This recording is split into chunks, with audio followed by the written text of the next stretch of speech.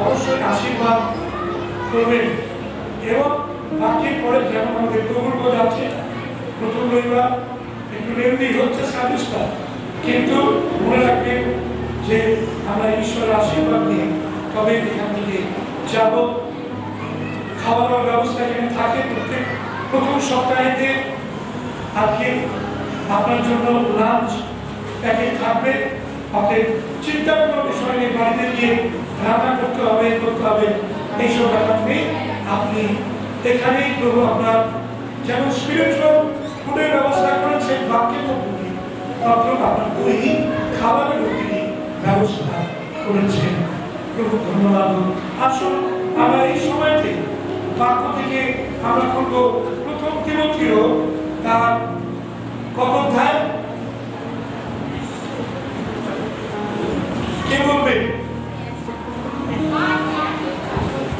5 অধ্যায় থেকে আমরা আলোচনা করছিলাম এবং আমরা শেষ আলোচনা করেছি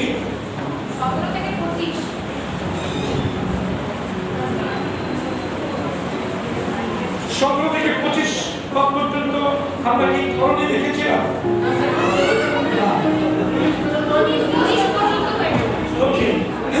আমরা 19 পর্যন্ত দেখেছিলাম। আসলে আমরা 20 পদ থেকে আমরা আলোচনা করব। লেখা আছে, যারা পাপ করে তাহাদিগকে সকলের সাক্ষাতে অনুযোগ করো, যেন অন্য সকলের ভয় পান। আমি ঈশ্বরের খ্রিস্ট যিশুর ও মনোনীত দূতগণের সাক্ষাতে তোমাকে এই দৃঢ় আজ্ঞা দিতেছি, তুমি পূর্ব ধারণা ব্যতিরেকে এই সকল বিধি পালন করো। পক্ষপাতের বশে কিছু করিও না, কারোর উপরে হস্তাপন করিতে সত্তর হইও না এবং বড় পাপে হাতি হইও না। আপনাকে শুদ্ধ করিয়া রক্ষা করো। এখন আমাদের কেবল জল পান করিও না, কিন্তু তোমার উদরের জন্য ও তোমার বারবার অসুখ হয় বলিয়া কিঞ্চিত দ্রাক্ষারস ব্যবহার করিও। কোন লোকের পাপ সুস্পষ্ট, বিচারের পথে অগ্রগামী, আবার কোন লোকের পাপ তাহাদের পশ্চাৎগামী।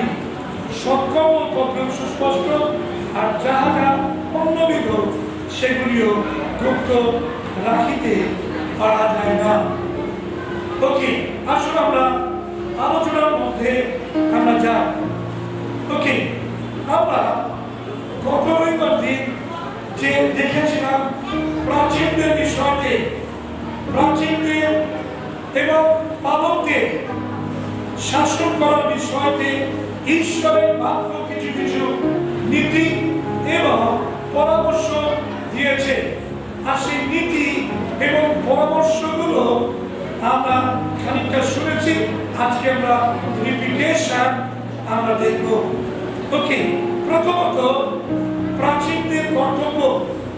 প্রাচীনদের কর্তব্য অর্থাৎ অপর একজন প্রাচীনের যে পাপ সে সম্পর্কে নীরব যেন না থাকে।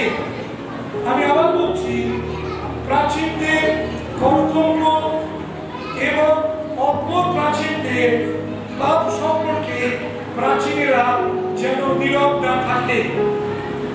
ওকে, ঈশ্বরের বাক্য যখন হয় সেই সময়টা আরাধনা করা এগুলো কিন্তু খুব ডিস্টার্বেন্স হয়। কেন? ঈশ্বরের আত্মা যে ফ্লো আমাকে দিচ্ছে সেই ফ্লোটা বিঘ্নিত হয়। আমি বলতে পারবো না কিচ্ছু, আপনারা আশীর্বাদ থেকে বঞ্চিত হবে। সুতরাং যতটা আপনারা মনোযোগিতার সহকারে শুনবেন ততটাই কিন্তু ঈশ্বরের আত্মা আপনাদেরকে দেবেন, আপনারা পাবেন। ওকে, আপনারা যদি না নিতে চান তিনি মিঠাই কিন্তু তিনি দেবেন না।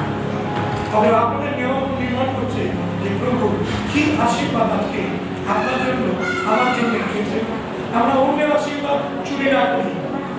আমি নিজে চাই না, কিন্তু অন্যরা চায় তাদের আশীর্বাদ আমরা চুরি না করি। প্রিয় ভাই বোন, আমরা ঈশ্বরের বাক্য থেকে আমরা যারা প্রাচীনরা রয়েছি, আমরা যারা অন্য যে প্রাচীনরা রয়েছে তাদের পাপ সম্পর্কে যেন আমরা নীরব না থাকি। কেননা অনেক সময় আমরা করি কি, আমরা নিজেরা প্রাচীন, আমরা লিডার এবং অন্য লিডাররা যখন তারা পাপের মধ্যে থাকে আমরা কি করি, আমরা ঢেকে রাখি, আমরা আচ্ছাদন করে রাখি, আমরা সেগুলোকে এক্সপোজ করি না। কিন্তু বাক্য বলছে আমাদের কাছে যে যারা পাপ করে তাহাদিগকে সকলের সাক্ষাতে অভিযোগ করো। প্রাচীন যারা রয়েছে তাদের দায়িত্ব রয়েছে, অন্য যে প্রাচীনরা রয়েছে তারা যদি কখনো কোনো পাপ করে তাহলে সে বিষয়টা তারা নীরব না থাকে, তারা যেন ঢেকে না রাখে, বরঞ্চ অপরাধী ব্যক্তিকে যেন তারা অভিযোগ করে। অভিযোগ করা মানে কি? অভিযোগ করা মানে ধিক্কার দেওয়া না। অভিযোগ করা মানে ধিক্কার দেওয়া নয়। অভিযোগ করা মানে তার ক্যারেক্টার নিয়ে চারিদিকে বলে বেড়ানো না। অভিযোগ করা মানে হচ্ছে তাকে খুব পোলাইটলি, তাকে খুব নম্রতার সঙ্গে প্রভুর আত্মা দ্বারা তার সঙ্গে কথোপকথন করা। তার মধ্যে যেন কখনো উদ্ধত ভাব না থাকে, তার মধ্যে যেন কখনো কোনো অশিষ্টাচার যেন প্রমাণিত না হয়, প্রকাশিত না হয়। কিন্তু আমি যে প্রভুর সত্তা এটা যেন কখনো আমার অনুযোগের মধ্যে যেন ঘাটতি না থাকে। আমি অনুযোগের মধ্যে দিয়ে যে প্রভু যিশু তিনি যদি অনুযোগ করতেন তাহলে তিনি কেমন ভাবে অনুযোগ করতেন যেন আমরাও সেইভাবে অনুযোগ করি। তাই আমাদের মনে রাখতে হবে যে অপরাধী ব্যক্তিকে অনুযোগ করে ও তার বিরুদ্ধে প্রয়োজনীয় যে ব্যবস্থা সেটা গ্রহণ করতে হবে। এখানে বলছে 20 পদে সেটাই আমি বললাম, সকলের সাক্ষাতে অনুযোগ করো। কেন? যেন অন্য সকলেও ভয় পায়। বর্তমানে আমাদের অ্যাসেম্বলিজ অফ গড চার্চে কিছু মনে করবেন না, কিন্তু আমি বলছি এটা ঢেরি পিটানোর জন্য নয়, কিন্তু আমি উদাহরণ হিসাবে বলছি যে কোনো একজন পাদক তিনি শয়তানের দ্বারা পরিচালিত হয়ে তিনি অন্যায় করেছিলেন এবং সেটা হচ্ছে দেহের সঙ্গে সম্পর্কিত অন্যায় করেছিলেন। এবং সেই যে মহিলা, সেই মহিলা এই বিষয়টাকে নিয়ে বিশেষভাবে নিয়ে করেছিলেন। যাই হোক, কিন্তু সেই বিষয়টা নিয়ে আমরা কিন্তু বিষয়টা নিয়ে চিন্তা করছি, প্রার্থনা করছি যেন সেই প্রভু দাস তিনি যেন ফিরে আসতে পারেন, তিনি যেন আবার সুস্থতার মধ্যে আসতে পারেন। আমরা তার জন্য প্রার্থনা করছি, আমরা চেষ্টা করছি কি করি তাকে আবার সেই জায়গায় নিয়ে আসা যায়। প্রিয় ভাই বোন, আমরা বিগত দিনে দেখেছি যে আমাদের এই মণ্ডলীতে যখন আমি প্রথম 2007 সালে এসেছিলাম তখন আমি দেখেছিলাম যে মণ্ডলীর মধ্যে যে প্রাচীনরা ছিলেন সেই প্রাচীনরা তারা একে অপরের পিঠ চুলকে দিচ্ছে। পিঠ চুলকানো মানে কি? একে অপরের পিঠ চুলকানো মানে কি? একে অপরকে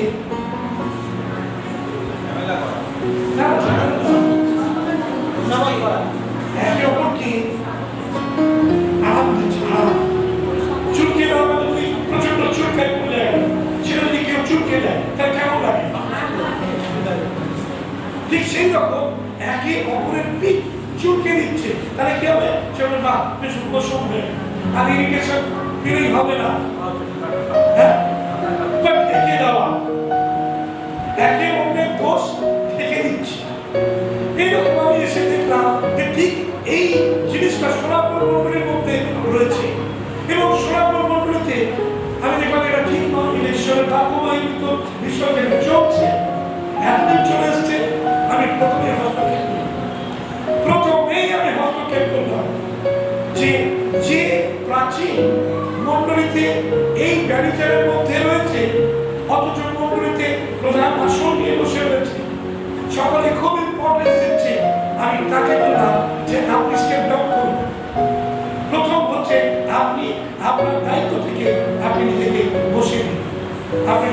কাজ করতাম ফাইন্যান্সের বিষয়ে। প্রথম কাজ আমি সঙ্গে সঙ্গে বুঝতেই পারছেন বোলতার জায়গায় যেই আপনি ঢিল মারবেন তখন কি হবে, বোলতাগুলো করে উড়ে এসে আপনাকে আক্রমণ করবে। আর সেই রকমই অবস্থা আমার উপর। যে আমি চাকে ঢিল মারলাম আর সঙ্গে সঙ্গে সমস্ত তার যে সাঙ্গ ভাঙ্গ আরো যে প্রাচীনটা ছিল, যারা পিঠ চুলকে দিচ্ছিল, যারা একে অপরের দোষ থাকছিল, তারা সব একেবারে বেরিয়ে আসলো এবং এসে আমাকে ছেড়ে দেবে। আর ছেড়ে দেওয়া মানে কি? এই হচ্ছে ব্যক্তি, আমরা শান্তিতে ছিলাম, ভালোই ছিলাম, আমাদের কাজকর্মে কোনো বাধা ছিল না, কিন্তু এই ব্যক্তি হঠাৎ করে এসে আর তিনি এই সমস্তগুলো করতে শুরু করলেন, এই ব্যক্তিকে হারান। তখন যখন প্রথম আমি ঢুকেছিলাম তখন আমাকে সেই তদানীন্তন যে প্রাচীনরা তারা আমাকে বললেন কি, বলে পাতিবাবু আপনি অনেক দূর থেকে আসেন, আপনি এতক্ষণ থাকে বিকেলেও চার্জ নেন, আপনার জন্য আমরা চিন্তা করছি উপরে একটা ঘর বানিয়ে। খুব ভালো প্রস্তাব, আমার জন্য কত চিন্তা করছেন তারা, ভাবছেন কেন আমি এই পুলপিটের এখানে একটা চাদর পেতে আমি দুপুরের দিকে আমি ঘুমাতাম, একটু রেস্ট নিতাম। তারা বলেন পাতিবাবু আপনি ওই ঘরের মধ্যে আমরা একটা ঘর বানিয়ে দেবো। সেই ঘর ঈশ্বরের ধন্যবাদ বানানো হয়েছে, সেই ঘর কমপ্লিশনের দিকে চলেছে, প্রায় 95% কাজ হয়ে গেছে, শুধু বাকি রয়েছে আমাদের ওই কোমরটা বসাতে হবে আর ইলেকট্রিফিকেশন কাজ করবো এই সপ্তাহের দিন যদি সম্ভব হয়, যদি হয়ে যায় তাহলে ভালো হবে। তাহলে আমরা অন্তত লক্ষ্যে আমাদের গুড ফ্রাইডের আগে আমরা তাদেরকে খুব ইচ্ছা ছিল গতকাল চার্চের জন্মদিনে প্রভুকে উপহার হিসাবে দেওয়া, কিন্তু সেটা হলো না। যাই হোক আমরা দেখছি যে যদি ইস্টারের দিন, ইস্টার সানডে 20 তারিখে সেদিনকে যদি আমরা উদ্বোধন করতে পারি, হালেলুয়া। আমি বলতে চাইছি যেটা সেটা হচ্ছে যে তদানীন্তন যে প্রাচীনরা ছিলেন তারা পরস্পরের দোষ রাখছিল, ফলে মণ্ডলীর মধ্যে উত্তরোত্তর যে প্রবলেম সেটা কিন্তু বাড়ছিল ভিতরে ভিতরে। আপনি যদি উইকে যদি না পারেন সকলে, তাহলে সেই উইক কি করবে জানেন তো, আস্তে আস্তে বিস্তার লাভ করবে এবং এইটুকু থেকে এত বড় হয়ে যাবে যে আপনি সেটা কন্ট্রোলের মধ্যে আনতে পারবেন না। সুতরাং ব্যভিচার বা এই জাতীয় পাপ হচ্ছে এমন, যদি আপনি মূলেই যদি সেটাকে ধ্বংস না করে তাহলে কিন্তু সেটা উত্তরোত্তর মণ্ডলীকে নষ্ট করে দেবে। বহু মণ্ডলী আছে যে মণ্ডলীর মধ্যে এই ব্যভিচারের দোষ একেবারে দানা বেঁধে উঠছে, শিকড়ের মধ্যে হচ্ছে এবং বিশ্বাসীরা তারা একে অপরকে সাপোর্ট করছে, একে অপরকে পিঠ চুলকে দিচ্ছে, একে অপরের দেশ ডাকছে, কেউ কাউকে কিছু হচ্ছে না, আমরা বেশ ভালোই আছি ইত্যাদি ইত্যাদি। প্রিয় ভাই বোন, আজকে প্রভু আমাদের মণ্ডলীকে যে আশীর্বাদ করেছেন, আজকে মণ্ডলীতে যে আমরা প্রভুর লোকেদের আমরা দেখতে পাচ্ছি, মণ্ডলীর মধ্যে যে শান্তি বিরাজ করছে, এই শান্তি কিন্তু আমি আশা করে ছিল না। আমি প্রভুর চরণে কৃতজ্ঞ হয়ে প্রণত হয়ে আমি ধন্যবাদে কেবল বলিদান নিয়ে আসি। আমি বলি প্রভু এই কাজ তুমি করেছো, তুমি আমাকে শক্তি দিয়েছিলে, তুমি আমাকে কারেজ দিয়েছিলে প্রভু, আমি পালিয়ে যাইনি, আমি কেস নিয়েছি, আমার সঙ্গে আরো 6 জন ভাই বোন তারাও কেসে ঝুলছে বারবার করে, কিন্তু আমরা পালিয়ে যাইনি। মণ্ডলীর যে সংস্কার, মণ্ডলীর মধ্যে যে ভুল ছিল প্রাচীনদের মধ্যে, সেগুলোকে সংস্কারের কাজ প্রভু আমাকে দিয়েছিলেন, আর সেই কাজ আমি করেছিলাম। আমার ভাই বোনেরা আমার পাশে ছিলেন, আমরা ঈশ্বরের ধন্যবাদ দিই, আমরা কোনো দুঃখ পাই না। প্রিয় ভাই বোন, কেন যেন অন্যরা তারা ওই কাজ করতে ভয় পায়। প্রিয় ভাই বোন, আপনি কি ব্যবচারের মধ্যে রয়েছে? সোনাপুর মন্দিরে আপনি রয়েছেন, আসছেন, কিন্তু আপনি ব্যভিচারের মধ্যে রয়েছেন, অর্থাৎ আপনারা যে রিলেশনশিপে রয়েছেন হাজবেন্ড এন্ড ওয়াইফ, সেই রিলেশনশিপে অবস্থান করছে, কিন্তু আপনারা হাজবেন্ড এন্ড ওয়াইফ নন। আপনারা হতে পারে হয়তো সেটা হয়তো অন্য কোনো পুরুষ হতে পারে, অন্য কোনো মহিলা হতে পারে, স্বামী স্ত্রী বাদ দিয়ে অন্য কোনো রিলেশন, তার সঙ্গে আপনি সম্পর্ক বজায় রেখে চলছেন। আমি বলবো যে আমাদের প্রত্যেকটি মেম্বার যারা বিবাহিত তাদের প্রত্যেকের ম্যারেজ সার্টিফিকেট আপনারা জমা দেবেন।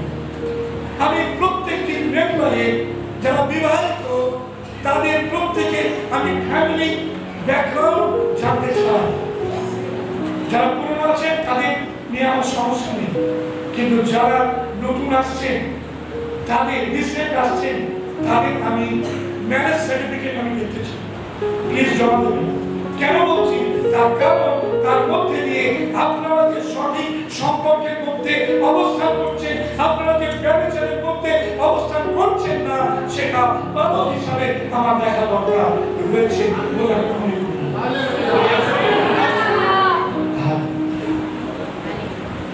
প্লিজ আপনারা জমা দেবেন ম্যারেজ সার্টিফিকেট। আর যদি কারো বিবাহ না হয়ে থাকে, ইলিগাল রিলেশনশিপের মধ্যে রয়েছে, আমি বলবো ইমিডিয়েটলি আপনি যান রেজিস্ট্রারের কাছে, গিয়ে আপনি ম্যারেজ রেজিস্ট্রেশন করুন। আপনি সেই রেজিস্ট্রেশন সার্টিফিকেট আমার কাছে জমা দিন, যেন আমি জানতে পারি যে আমার মন্ডলীতে যে ফ্যামিলি রয়েছে সেই ফ্যামিলিগুলো সকলে পবিত্রতায় জীবন যাপন করছে। আমরা বিশেষভাবে সকলে এগিয়ে আসি, ক্রিটিসাইজ না করি। আপনি বাবু আবার এটা কেন বলছেন? আপনার মঙ্গলের জন্য, আমার মঙ্গলের জন্য, আমার ভাই বোনের মঙ্গলের জন্য, আমাদের মন্ডলীর মঙ্গলের জন্য, আমাদের বিশ্বজনের মঙ্গলের জন্য, যেন আমরা সকলে প্রভু সেই আগমন পর্যন্ত আমরা থাকতে পারি এবং প্রভুর আগমনে আমরা সামিল হতে পারি। এই কারণে আমাদের এই প্রচেষ্টা, হালেলুয়া, ঈশ্বরের বাক্য যেন আমাদের জীবনে প্রতিষ্ঠিত হয়। আমরা চলে যাচ্ছি, আসুন আমরা 21 পদে আমি ঈশ্বরের খ্রিস্ট যিশুর ও মনোনীত দূতগণের সাক্ষাতে তোমাকে এই দৃঢ় আজ্ঞা দিতেছি যে তুমি পূর্ব ধারণা ব্যতি রেখে এই সকল বিধি পালন করো, পক্ষপাতের বশে কিছুই করি না। পৌল তিমোথেওকে বললেন যে আমি খ্রিস্ট যিশুর ও মনোনীত দূতগণের সাক্ষাতে তোমাকে এই দৃঢ় আজ্ঞা দিতেছি। তোমাকে দিচ্ছি কার সাক্ষাতে? খ্রিস্ট যিশু এবং যে মনোনীত দূতগণ রয়েছে তাদের সাক্ষাতে। আমার মনে হয় এখানে দূতগণ বলতে পৌল যেটা ইন্ডিকেট করছে সেটা হচ্ছে মণ্ডলীর যে সমস্ত পাস্টাররা রয়েছে, মণ্ডলীর যে সমস্ত ক্যামেরা। যখন যোহানকে বলছেন যে সপ্তম দূতের কাছে পত্র লিখছেন, তখন সপ্তম মণ্ডলীর কাছে যোহান পত্র লিখেছিলেন। আর সপ্তম মণ্ডলী, সপ্তম দূত হচ্ছে সপ্তম মণ্ডলীর আলো। প্রিয় ভাই বোন, আমার মনে হয় যে দূতগণের সাক্ষাতে, তার মানে বালকদের সাক্ষাতেও তুমি কি করবে? আমি আদেশ দিচ্ছি তুমি পূর্ব ধারণা ব্যতি রেখে এই সকল বিধি পালন করো। অনেক সময়তে প্রি অকুপাইড বা পূর্ব ধারণা নিয়ে আমরা চলতে থাকি, বা আগে কিছু করেছি আর সেটাকে আমরা ভাবি ওটা হচ্ছে স্ট্যান্ডার্ড। না, ঈশ্বরের আত্মা আমাদের বিভিন্ন সময়কে বিভিন্ন ভাবে তিনি পরিচালনা করেন। তো ও তিমোথেওকে বলছে তোমার পূর্ব ধারণা কিছু ছিল, তুমি দেখেছিলে, কিন্তু সেই পূর্ব ধারণা ব্যাধি রেখে এই সকল বিধি পালন করো। আর কোন সকল বিধি? যে বিধি পৌলের কাছ থেকে তিমোথেও শিক্ষা করেছিলেন। পৌল যেটা তিমোথেওকে বললেন এর আগে হচ্ছে সেটা তুমি পালন করো।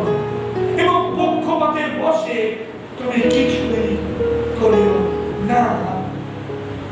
পক্ষপাত, ঈশ্বর পক্ষপাত পছন্দ করেন না, ঈশ্বর পক্ষপাতকে ঘৃণা করেন। আমার কাছে প্রত্যেকটা মেম্বার আপনার সমান, ইকুয়াল। প্রথম এখানে এই কর্নার থেকে শুরু করে ওই কর্নার, আবার ওই কর্নার থেকে শুরু করে এই কর্নার, সকলে আমার কাছে কিন্তু ইকুয়াল একেবারে। কেউ কিন্তু স্পেশাল নয়। যদি অনেকে মনে করে যে আমি পাপে খুব কাছে, আমি খুব ফেভারিট, না, আমার কাছে সবাই সবাই আপনার ফেভারিট। আমার কাছে আপনারা সকলে খুব কাছে, কেননা আমি আপনাদের ভালো। আমার কাছে সকলে সমান। কেউ ভাববেন না, কখনো ঘোরা করে ভাববেন না যে পাপি পক্ষপাতিত্ব করছে এবং তিনি আমাকে বেশি চক্ষুষ্মান হিসাবে দেখছেন। না, আমি আপনার শত্রু নই, আপনি আমার শত্রু নন। আমি আপনাকে সন্তানের চোখে দেখি। আপনি আমার সন্তান, আত্মিক সন্তান, আধ্যাত্মিক সন্তান। আপনাদের জন্য আমার হৃদয় কাঁদে, আপনাদের জন্য আমি প্রার্থনা করি, আপনাদের জন্য আমি ভাবি। সকলে আপনারা ইকুয়াল। আমি পক্ষপাতিত্ব যদি কখনো করি, আমাকে এসে ডাইরেক্টলি বলবেন, সাথীবাবু আপনি কিন্তু পক্ষপাতিত্ব করছেন। আমি খুব খুশি হয়ে নিজেকে ব্যক্তিভাবে করে নেব যে আমি পক্ষপাতিত্ব করছি। আমি চাই প্রত্যেককে সমানভাবে ট্রিট করতে, সমান। সকলে মন্ডলীর সদস্য, মন্ডলীর বিলিভার, মন্ডলীর আদর্শ প্রত্যেকে। তাই বলছে যে পক্ষপাতের বশে কিছুই করল না। আমরা যেন পক্ষপাত না করি, আমাদের অনুযোগ করি। প্রভু আমাদের প্রত্যেকটি ইয়েকে বলছেন, লিডারকে বলছেন, আমরা যেন পক্ষপাতিত্ব না করি, আমরা যেন সকলে সমান। ধরুন আমি ফুড ডিস্ট্রিবিউশন করতে দিয়েছি, আমি ছোট্ট উদাহরণ দিচ্ছি। আমি ফুড ডিস্ট্রিবিউশন করতে দিয়েছি দেবুদাকে, উদাহরণ দিচ্ছি, প্লিজ ডোন্ট মাইন্ড। দেবুদা হয়তো প্রদীপকে খুব পছন্দ করে। দেবুদা প্রদীপকে দুখানা প্যাকেট দিয়ে দিল। দেবুদা কি করলো? পক্ষপাতিত্ব করলো। Hallelujah, hallelujah. আমি প্রত্যেককে লিডারকে বলবো যে আপনারা কখনো পক্ষপাতিত্ব করবেন না। আপনারা সকলকে সমানভাবে দেখবেন। কোন পরিবার অন্য পরিবারের থেকে বেশি ইম্পর্টেন্ট নয় যে সেই পরিবারকে আপনি স্পেশাল ভাবে ট্রিট করবেন, অন্য পরিবারকে করবেন না। না, সমস্ত পরিবার আমাদের মণ্ডলীর পরিবার, সমস্ত পরিবারকে আমরা ভালোবাসি। সমস্ত পরিবার হিন্দু পরিবার, সমান পরিবার। কোন পরিবার কম নেই, বেশি নেই। কোন পরিবার বেশি ভালোবাসা, কোন পরিবার কম ভালোবাসা, এটা নয়। সবাই প্রিয় ভাই বোন, পক্ষপাতিত্বের বশে কখনো কিছু করবেন না। কারোর উপরে, দ্বিতীয়টা এখানে বলছে, কারোর উপরে হস্তান্তর করবে না। হস্তান্তর করতে সত্তর হইল না। একজন প্রাচীনের অভিষেকের বিষয়তে আমরা যদি কয়েকটি শাস্ত্রাংশ দেখি তাহলে আমাদের কাছে পরিষ্কার হয়ে যাবে। আমি দু একটি শাস্ত্রাংশ বলছি, আপনি দেখতে পারেন। যেমন এই প্রথম তিমথিও তার 4 অধ্যায় 14 পদ, প্রথম তিমথিও 4 অধ্যায় 14 পদ, যা ফার্স্ট তিমথি চ্যাপ্টার 4 ভার্স 14।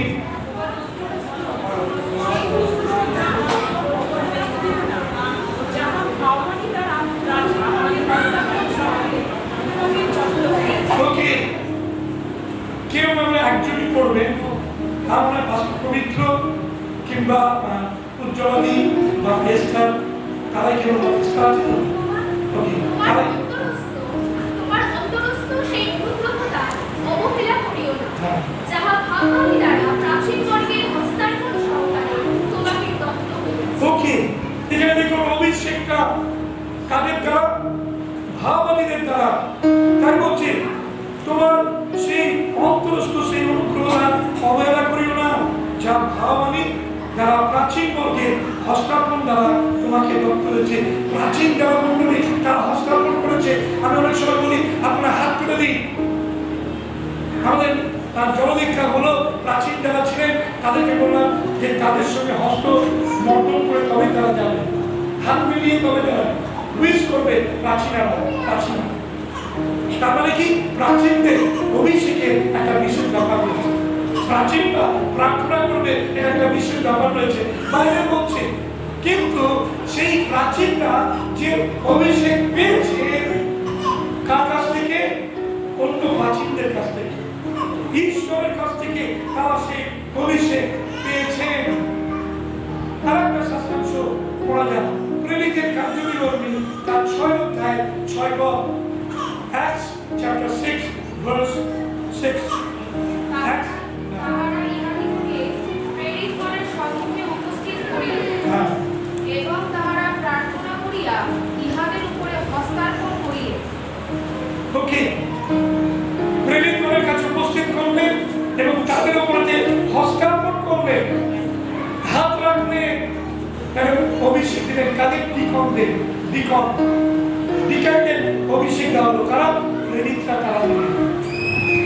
সুতরাং এই হস্তার্পণ যেটা ঈশ্বরের আশীর্বাদের একটা চিহ্ন, এই আশীর্বাদের চিহ্নটা আমরা হেলায় ব্যবহার যেন না করি। আর সেই জন্য এখানে বলা হচ্ছে যে প্রাচীনগণের হস্তার্পণ দ্বারা যেটা হয়েছে, তুমি কারোর উপরে হস্তার্পণ করতে সত্তর হইও না। কেননা যদি করো তুমি বড় পাপের ভাগী হবে। প্রিয় ভাই বোন, ঈশ্বর প্রাচীনদের সেই অধিকার দিয়েছেন তারা হস্তার্পণ করতে পারে, কিন্তু সেই হস্তার্পণ তাকে আত্মা দ্বারা পরিচালিত হয়ে সে হস্তার্পণ করবে। ঈশ্বর আত্মা দ্বারা গাইডেড হয়ে সে হস্তার্পণ করবে। কেন? তার কারণ সেই হস্তার্পণের মধ্যে দিয়ে ঈশ্বরের অভিষেক নেমে আসছে। এবার যদি প্রাচীন যদি ওয়াকিবল না থাকে, তিনি যদি স্পিরিট ফিল্ড না হন, তিনি যদি চারটার উপরে হাত রেখে প্রার্থনা করেন, তাহলে কি হবে? মঙ্গলকের উপরেতে আপনি বলছেন প্রভু একে আশীর্বাদ করো, তার মানে কি হবে? সে আরো মন্দতায় পরিপূরিত হবে, আরো মন্দতার কাজে সে কেননা আপনি সেই মন্দ কাজের উপরে আপনি হস্তার্পণ করছেন। হ্যালো,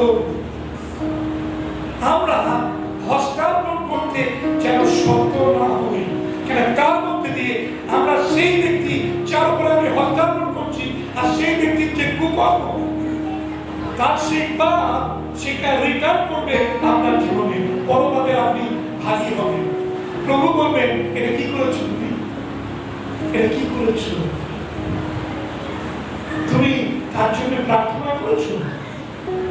প্রিয় ভাই বোন, প্রাচীনদের উদ্দেশ্যে বলি আপনারা সতর্ক থাকুন। কার উপরে প্রার্থনা করছেন, কার জন্য প্রার্থনা করছেন। সেই জন্য আমি যখন প্রার্থনা করি দেখবেন খেয়াল করে আমি কিন্তু আপনার খুব প্রিয় খুব কদাচি কারণ মাথায় হাত দিয়ে প্রার্থনা করি, সকলের মাথায় হাত দিয়ে আমি প্রার্থনা করি না। আমি প্রার্থনা করি না খামের এখানে কি মনে সময় ঘরে হাত দিয়ে প্রার্থনা করি, কিন্তু মাথায় হাত দিয়ে হস্তার্পণ করি না। প্রিয় ভাই বোন, কারণ প্রভু যেখানে যেখানে বলেন এদের উপরে প্রার্থনা করো, এদের অভিষেকের দরকার, তাদের উপরে প্রার্থনা করো। প্রিয় ভাই বোন, আসুন আসুন আমরা যেন অপরের উপরে হস্তার্পণ করতে যেন শব্দ না হয়ে অথবা হঠাৎ করে কাউকে এই পদের জন্য যেন নিযুক্ত বা অভিষেক আমরা যেন না করি। কারণ অযোগ্য লোককে যদি আমরা অভিষেক করি, অযোগ্য লোককে যদি আমরা বহাল করি, তাহলে সেটার অযোগ্যতায় সেই কাজকে ঘেঁটে দেবে। আমি একটা উদাহরণ দিচ্ছি। ইস্কারিওতীয় জিহুদা, যাকে প্রভু যিশু তিনি কিন্তু দায়িত্ব দিয়েছিলেন, কেননা সে খুব টাকা পয়সা ভালোবাসত, আর দায়িত্ব পেয়েছিল, প্রভু দেখতে চেয়েছিলেন যে তার জীবনে কি বিশ্বস্ততা হয়েছে। আর সে বিভিন্ন সময়তে পয়সা সরাতো, টাকা পয়সা হাতিয়ে নিত। প্রভু জানতেন পরবর্তীকালে কি হলো। শয়তান যখন যিশুকে মানে সমর্পণ করার বিষয় হলো, তখন সেই ইস্কারিওত জিহুদার মধ্যেই শয়তান প্রবেশ করবে। তো মন্দ লোক, দেখুন মন্দটার জন্য ব্যবহৃত হয়, সে সেই কাজের জন্য অভিষিক্ত ছিল। কেন তাহলে যিশুকে কে ধরিয়ে দেবে? কোন একজনের প্রয়োজন ছিল যে ধরিয়ে দেবে। সুতরাং ওই অভিষেকটা ছিল যেন যিশুকে সে ধরিয়ে দেয়। কিন্তু আমরা জানি না, আমরা মানুষ, প্রভু জানেন তিনি সেটা করেছিলেন, কিন্তু আমরা জানি না। সুতরাং আমরা যেন অযোগ্য লোকের উপর হাত রেখে তাকে কোনো কাজে দায়িত্ব আমরা না দিই, তাহলে কি হবে? সেই দায়িত্ব ছিনিমিনি খেলবে। বিগত দিনে আমি একটু উদাহরণ হিসাবে বলি, আমরা একজনকে আমরা টাকা পয়সার দায়িত্ব দিয়েছিলাম, আর জানেন তিনি এই মন্ডলীর টাকা পয়সা নয় করেছিলেন। বেশ ভালো, সেটা বড় ধরা পড়েছিল। তাকে বলা হয়েছিল তিনি যেন রিটার্ন করেন। প্রায় 46,000 মতো তিনি নষ্ট করেছিলেন। কিন্তু ঈশ্বরের ধন্যবাদ হোক যে সেই অর্থের হিসাবটা আমার কাছে ছিল, আমি খাতায় লিখে রাখতাম। আর যখন আমি চ্যালেঞ্জ করেছিলাম পালক হিসাবে যে আপনি আমাকে এই অ্যাকাউন্ট দিচ্ছেন, এটা তো নয়, অরিজিনালি এটা আপনার কাছে আছে, কোথায় সেটা? তখন বলছেন খাতা কোথায়?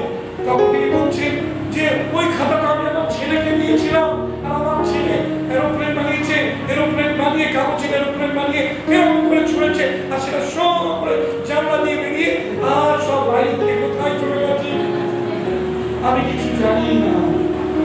এবার আপনি চার্চের ডকুমেন্ট খাতায় যেখানে অর্থকরীর হিসাব লেখা হয়, সেটাকে আপনি এরকম করে ছেলের হাতে দিলেন, আর ছেলে এরোপ্লেন বানিয়ে শো করে ইয়ে করে দিল, আর সেটা চলে গেল। যেন আপনি এইরকম ভাবে কারচুপি করতে পারেন। 1,000 সামথিং টাকা তিনি আমাকে হিসাব দিয়েছেন, যেটা তার হাতে রয়েছে ক্যাশ ইন হ্যান্ড। প্রিয় ভাই, আমি কেন এই কথাটা বললাম? আমি নাম করিনি কেন, কিন্তু আমি বলতে চাইছি তাই যে মন্দ লোকের উপরে যদি দায়িত্ব পড়ে, তাহলে সেই দায়িত্ব কিন্তু মিসইউজ হয়। হালেলুয়া! যোগ্য লোক ঈশ্বরের আপনাকে কি দেবেন? তিনি হচ্ছেন যোগ্য লোক। হালেলুয়া!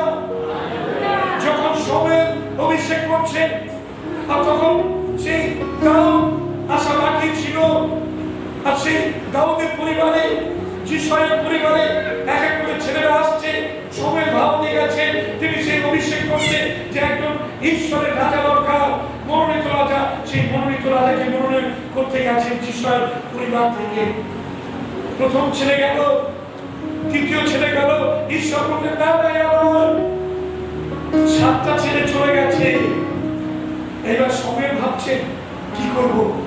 এই পরিবার থেকে ঈশ্বর বলেছেন যে তিনি রাজা তুলবেন, কিন্তু কোথায় 7 জন চলে গেছে। তিনি বলছেন আর কি কোনো সন্তান নেই আমার বাড়িতে? বলছে হ্যাঁ, আমার সবচেয়ে ছোট ছেলে, সে মাঠে বেশ চড়াচ্ছে। বলছে তাড়াতাড়ি তাকে নিয়ে আসো, তাকে দেশে পাঠাও, আমি তার জন্য অপেক্ষা করছি, কারণ তাকে অভিষেক করে আমাকে যেতে হবে। হালেলুয়া! আর পরে যখন দাউদ আসলেন আর দাউদের অভিষেক করলেন, ভাবাদি সময়ের ভাবাদি এক ইসরায়েলের রাজা দাউদ হয়েছিলেন। হালেলুয়া! প্রিয় ভাই বোন, সঠিক ব্যক্তির উপরে যখন হস্তান্তর হয়, তখন সেই হস্তান্তরের মধ্যে দিয়ে ঈশ্বরের মহিমা, ঈশ্বরের গৌরব হয়। কিন্তু সঠিক ব্যক্তি না হলে, তার উপরে হস্তান্তর করলে, তাহলে কি হবে? সমস্ত কাজকে সেই ব্যক্তি ঘেটে দেবে। শাউলের জীবনে তাই হয়েছিল। শাউলকে অভিষেক করা হয়েছিল ইসরায়েলের রাজা হিসাবে, কিন্তু শাউল কম্প্রোমাইজ করেছিল। শাউল ঈশ্বরের বাক্যের বিরুদ্ধাচরণ করেছিল। যে কারণে ঈশ্বরের অভিষেক শৌলের জীবন থেকে সরে গিয়েছিল। হালেলুয়া। যারা প্রাচীন রয়েছেন, আপনারা আত্মাতে চলুন, আপনারা আত্মার দ্বারা পরিচালিত হয়ে অভিষেকের মধ্যে থাকুন। সত্য কাহার উপরে হস্তান্তর করবেন না। কেন? হঠাৎ করে যদি কাউকে কোনো পদে প্রার্থনা ছাড়া নিযুক্ত করা হয়, তাহলে সেই ব্যক্তি দ্বারা অনেক ক্ষতি হতে পারে। প্রিয় ভাই বোন, দ্বিতীয়ত আমরা এই হস্তান্তরের বিষয়টি প্রথমটা দেখলাম যে সত্য হস্তান্তর করো না, সত্য হইল না। দ্বিতীয়টা প্রাচীন রূপে একজন লোকের অভিষেক অর্থ মণ্ডলীর সাক্ষাতে এই কথা বলা যায় যে সেই ব্যক্তি বাইবেল শাস্ত্রে ঈশ্বর কর্তৃক প্রদত্ত মান অনুসারে চলছে, ভক্তিপূর্ণ জীবনের মধ্যে অবস্থান করছে। এখানে আমরা দেখতে পাওয়া যায় যে ভক্তিতে জীবনযাপন করছে, ঈশ্বরের বাক্য মেনে চলছে, তাকে কেবলমাত্র প্রাচীনদের মধ্যে আমরা গণ্য করতে পারি। তাকে কেবলমাত্র ঈশ্বরের মণ্ডলীতে সেবার জন্য আমরা রাখতে পারি। সেই জন্য আমার মনে হয় যে বালক যদি সিলেক্ট করেন, তাহলে সেটা হচ্ছে ঈশ্বরের মণ্ডলীতে সবচেয়ে ভালো একটি পদ্ধতি। বালক সিলেক্ট করবেন, ইলেক্ট করবেন না। কেন? যখনই ইলেকশন হবে, যখনই ভোটাভুটি হবে, তখনই কি হবে? ম্যানিপুলেশন। এই তুই আমাকে ভোট দিবি, পয়সা লাগাচ্ছে, এ করছে, ও করছে, সব পাইয়ে দিচ্ছে, সুবিধা পাইয়ে দিচ্ছে, জগতে যেমন ভাবে হয়। প্রিয় ভাই বোন, মণ্ডলীর মধ্যে আমার মনে হয় ভোটাভুটি নয়, মণ্ডলীর মধ্যে সিলেকশন, মনোনয়ন, পছন্দ করে নেওয়া। যিশু তার 12 শিষ্যকে তিনি মনোনয়ন করে দিলেন, তিনি পছন্দ করে বেছে নিলেন। ঈশ্বর আপনাকে আমাকে পছন্দ করে বেছে নিয়েছেন আমাদের পরিবার থেকে। তিনি গুলিবাদ করেননি, তিনি ইলেকশন করে আমাদেরকে বেছে নেননি, তিনি আমাদের প্রত্যেককে তিনি মনোনয়ন করেছেন। তুমি চুজ করেছেন। হালেলুয়া। আর সেই কারণে প্রভুর বাক্য বলছে যে যাদেরকে আমরা ঈশ্বরের কাজের জন্য ব্যবহার করব, যেন আমরা দেখে নিই তাদের বিবলিক্যাল স্ট্যান্ডার্ড কি আছে, তারা ঈশ্বরের বাক্যে সাউন্ড আছে কিনা। আমি এই ক্ষেত্রে বলবো প্রত্যেকটি ডিকানকে, প্রত্যেকটি কমিটি যারা আলোকের সঙ্গে সাহায্য করছে, তাদের প্রত্যেককে আপনারা ঈশ্বরের বাক্যে সমৃদ্ধ হয়ে উঠুন। ঈশ্বরের বাক্যে সমৃদ্ধ হয়ে উঠুন। অনেকে আছেন, অনেকদিন হয়ে গেল, এখনো পর্যন্ত আপনাদেরকে আমি বাক্য বলতে দিতে পারছি না। কেন? এখনো পর্যন্ত সেই কনফিডেন্স আপনি আমার সামনে দেখাতে পারেননি। হে প্রাচীন, আপনাকে বলি, আপনি প্রত্যেকদিন ঈশ্বরের সাক্ষাতে বসে বাক্য করুন, প্রার্থনা করুন, নিয়মিত মণ্ডলীতে আসুন, খাতা পেন নিয়ে বসুন। যখন স্টাডি দেওয়া হচ্ছে, বাক্য দেওয়া হচ্ছে, আপনি লিখুন, সেগুলো বাড়িতে স্টাডি করুন, যেন আগামী দিনে আপনি প্রভুর জন্য ব্যবহৃত হতে পারেন। হালেলুয়া। তাই যারা প্রেজেন্ট প্রাচীনরা রয়েছে, মণ্ডলীতে সার্ভ করছেন, তাদেরকে আমি অনুরোধ করি আপনারা বাক্যের স্ট্যান্ডার্ড আপনারা বাড়ান, প্রার্থনার জীবন আপনারা বাড়ান। সকল মণ্ডলীর লোকেরা আপনাদেরকে দিচ্ছে, আপনারা ঠিকভাবে জীবনযাপন করুন, পবিত্রতায় চলুন, পবিত্র আত্মায় পূর্ণ হন, পবিত্রতা পরাক্রম কার্য আপনাদের মধ্যে দিয়ে আমি দেখতে চাই। যেন আমাকে সব জায়গায় প্রয়োজন না হয় যে পাপি বাবুকে প্রার্থনা করবে, আপনারা যাবেন, আপনারা কি প্রার্থনা করবে, আর সেখানে প্রভু মাইটি মিরাকেল করবে। কেননা প্রভুর যে শক্তি কেবলমাত্র পালকের নেই, সেই শক্তি প্রাচীনদেরও দিয়েছে, কার্যকারীদের দিয়েছে। আপনি কেন ব্যবহার করবেন? প্রভুর শক্তি। হালেলুয়া।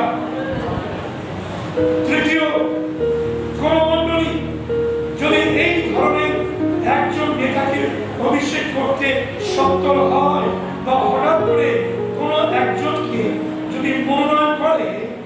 তার উপর অভিষেক দেয়, তাহলে কি হবে? তাহলে সমস্যা হবে, তার পাপে ভাগী হবে। তার মানে কি? তার মানে কি? সেই ব্যক্তিও যদি আমি অভিষেক করি তাহলে আমি তার পাপে ভাগী হব। সাবধান যেন আমরা বড় পাপে ভাগীদার না হই।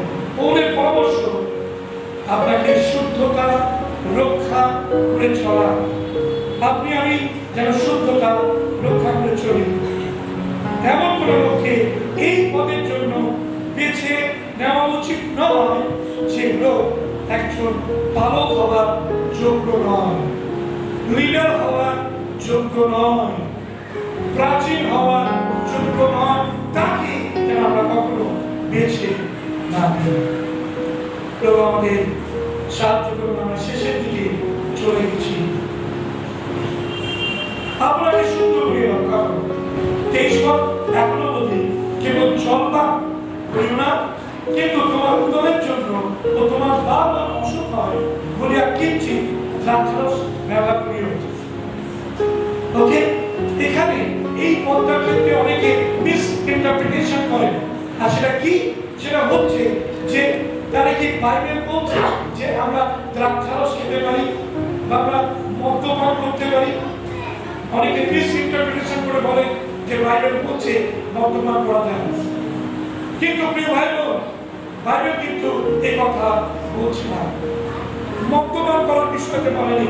এখানে পৌল তিমথিওকে কি বললেন? তিমথিওকে বললেন যে তিমথিও, তুমি জল খাচ্ছ ঠিক আছে পেটের জন্য, বারবার জল খাচ্ছ ভালো, কিন্তু আমি বলি যে তুমি একটু কিঞ্চিৎ ওষুধ ব্যবহার করো। দ্রাক্ষারস এখানে বলছে যে তুমি কিঞ্চিৎ দ্রাক্ষারস ব্যবহার করি। কিঞ্চিৎ দ্রাক্ষারস বলতে অ্যালকোহল। ওষুধের মধ্যে দ্রাক্ষারস থাকে, অ্যালকোহল থাকে। বেশ করে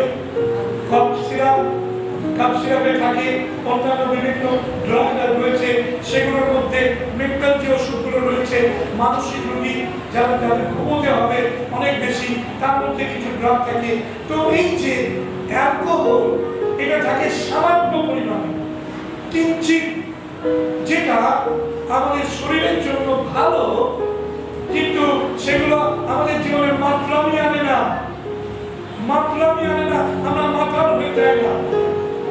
কিন্তু যখন আমরা ওষুধ খেয়ে মাতাল হয়ে যাই তখনই কিন্তু সেটা অন্যায়। আজকে যে সমস্ত ড্রাগেডিকরা আমাদের রিহ্যাব সেন্টারে রয়েছে, ওইলানে তারা কি? তারা ওষুধ বেশি করে খাচ্ছে। কেউ বিভিন্ন ক্যাপসুল রয়েছে, সেই ক্যাপসুলের মধ্যে ড্রাগ রয়েছে, আর সেই ক্যাপসুলগুলো তারা গালা গালা খাচ্ছে। আর খেয়ে তারা সেগুলো তারা অ্যাডিক্টেড হয়ে গিয়ে, প্রভাবিত হয়ে গিয়ে তারা সমস্ত নেশাগ্রস্ত হয়ে গেছে। প্রিয় ভাই বোন, ডাক্তার বলে ঘুমের বড়ি কেবলমাত্র দিনের মধ্যে রাতের বেলা শোয়ার ঠিক খাওয়ার আগে 10 মিনিট বা 15 মিনিট আগে একটা বড়ি খাবে। আর কেউ যদি 10টা বড়ি খেয়ে নেয় কি হয়ে যাবে? 10টা বড়ি খেলে বেশি পাওয়ারে সে চির ঘুমে চলে যাবে। আর অনেকে সুইসাইড করার জন্য তারা এরকম ঘুমের বড়ি খেয়ে দিচ্ছে। প্রিয় ভাই বোন, মদ্যপান বাইবেল বলছে দ্রাক্ষারসে মুক্ত হইব না, তাতে নষ্টামি আছে, কিন্তু আত্মাতে পূর্ণ। ইফিসীয় তার 5 অধ্যায় 18 পদে, ইফিসিয়াস চ্যাপ্টার 5 ভার্স নাম্বার 18, ইফিসীয় তার 5 অধ্যায় 18 পদ, ইফিসিয়াস চ্যাপ্টার 5 ভার্স 18। আর দ্রাক্ষারসে মুক্ত হইও না, তাহাতে নষ্টামি আছে, কিন্তু আত্মাতে পরিপূর্ণ হও। হালেলুয়া। ইফিসীয় 5:18, দ্রাক্ষারসে মুক্ত হইও না। দ্রাক্ষারস ওষুধেও থাকে, আবার দ্রাক্ষারস এমনিও থাকে।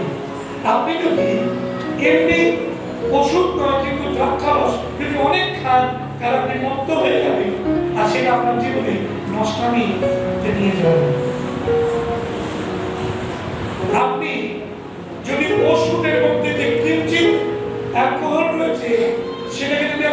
বেশি খেয়ে আপনি খেয়ে নেন, তাহলে সেটা তো নষ্টামি হবে।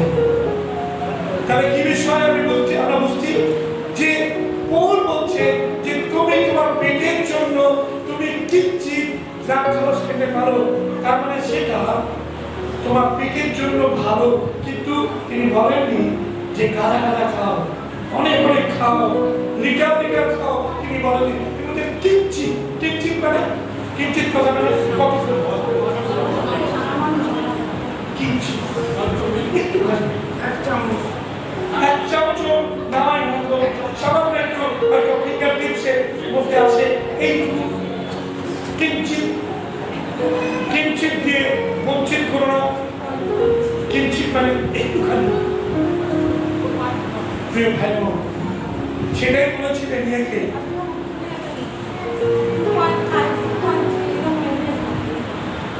ওষুধের মধ্যে রয়েছে, কিন্তু সেটাকে আবার ভাগ করে খাওয়াচ্ছে এক চামচ। তাহলে এক চামচের মধ্যে ওই 2.5 ভাগ নেই, আরো কম রয়েছে। টোটালটা দেখবেন যে অ্যালকোহলের পরিমাণ কতটা রয়েছে। পেন্সিলিন, পেন্সিলিন বলে একখানা কাপ সিরাপ রয়েছে, জানেন তো?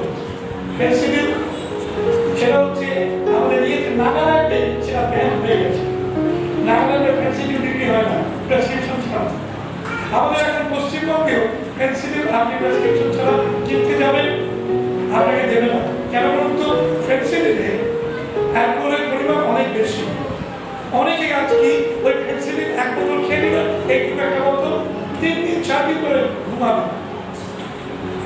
আমি এটা ইনফরমেশনের জন্য বলছি, আমি এই জন্য বলছি না যে আপনি কালকে গিয়ে পেন্সিলিন কিনে খাবেন, সেই জন্য কিন্তু আমি বলিনি। আমি বলছি ইনফরমেশন, আপনি জেনে রাখুন। আপনার জানা প্রয়োজন রয়েছে যে এই ধরনের ইয়েগুলো আপনার ছেলে মেয়েরা রয়েছে, তারা কি করছে কি আপনি ধরতে পারবেন। পেন্সিলিন খেয়ে তারা নেশাগ্রস্ত হচ্ছে কিনা। প্রিয় ভাই বোন, আমরা সতর্ক হই। তিমোথেকে বলছে তার পেটের রোগের জন্য যেন একটুখানি দ্রাক্ষারস দিয়ে করে। তার মানে এই নয়, বাইবেল কোনো অংশে বলছে না যে আমরা দ্রাক্ষারস খেয়ে মত্ত হই। এ বিষয়ে আমাদের সতর্ক থাকতে হবে। ওকে, আমরা শেষ বলি 24 পদ। কোন কোন লোকের পাপ সুস্পষ্ট, কোন কোন লোকের পাপ সুস্পষ্ট। তার মানে ওপেন পাপ করে, সবাই দেখতে পায়, বুক ফুলিয়ে চলে, একেবারে বেপরোয়া ভাবে চলে, পাপ করছে অথচ কোন লজ্জা সরব করে গিয়েছে। এরকম অনেকে রয়েছে। তাই বলছে কোন কোন লোকের পাপ সুস্পষ্ট। দেখা যায় বিচারের পথে অগ্রগামী, অর্থাৎ তাদের ওই বিষয়টা নিয়ে বিচার আনা যেতে পারে।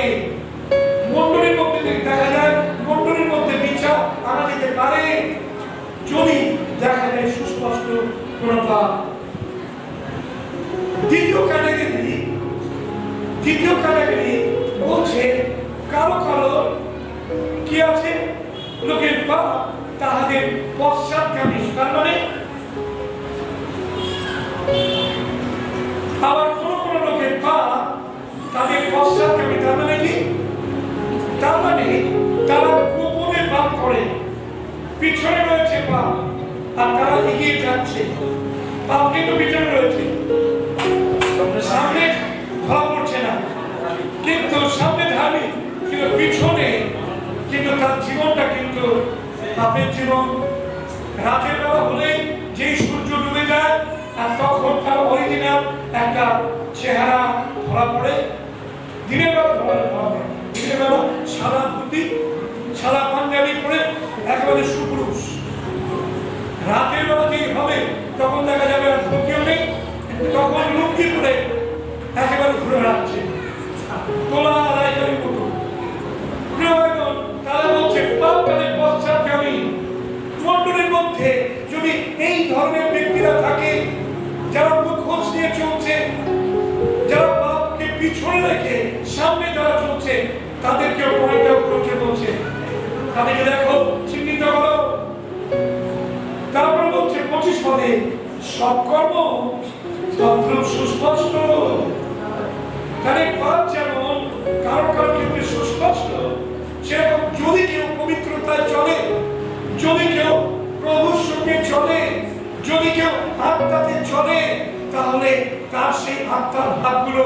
সবাই দেখতে পাবে।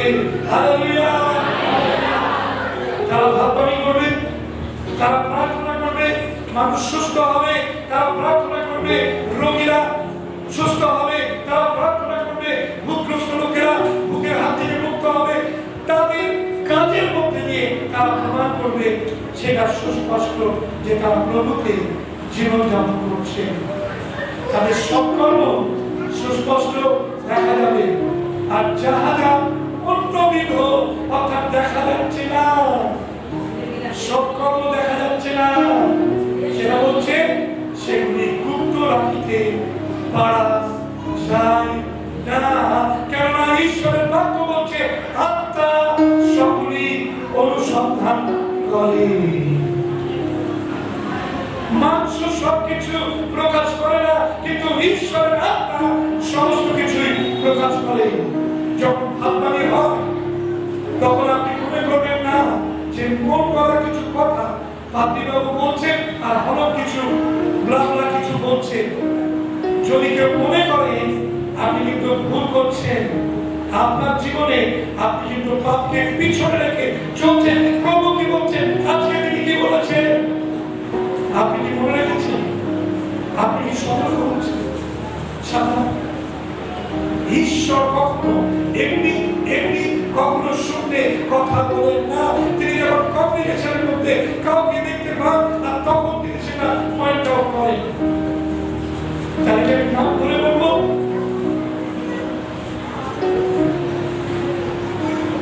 সেটা ভালো হবে না।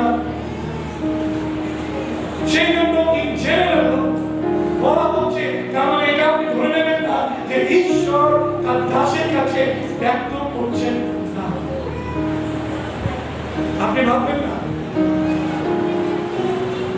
ঈশ্বরের আত্মাকে ধরানো যায় না।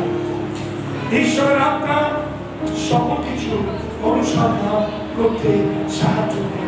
প্রিয় ভাই বোন, আসুন আমরা যেন আমাদের পাপকে ঢেকে না রাখি।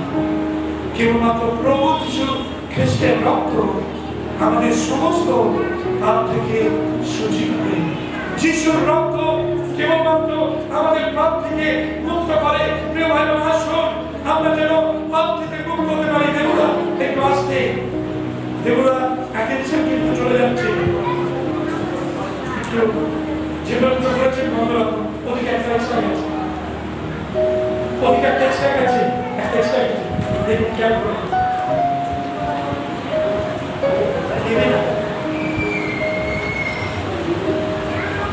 ওকে,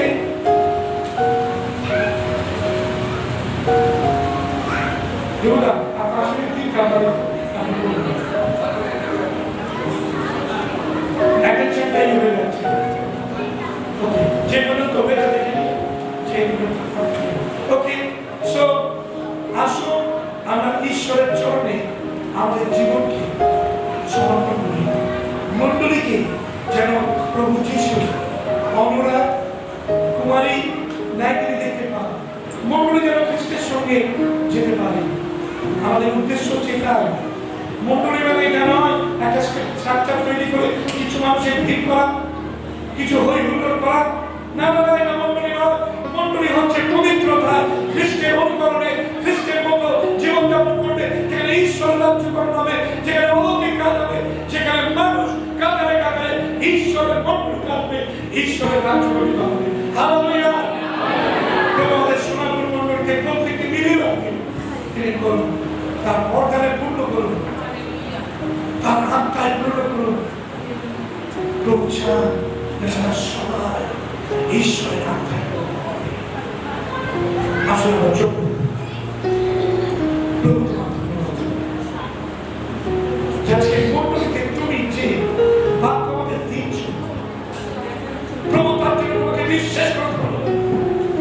তোমার পবিত্র আত্মার মাধ্যমে প্রভু যে বাক্য আমাদের কাছে এসেছে, সেই বাক্য যেন আমরা হৃদয় করে আমাদের হৃদয়কে রাখতে পারি, যেন ভুলে না যায়। কিন্তু সেই বাক্য যেন আমাদের জীবনকে যেন কষ্টি পাথরে ঘষে নেওয়ার মতো ঘষে দিতে পারে।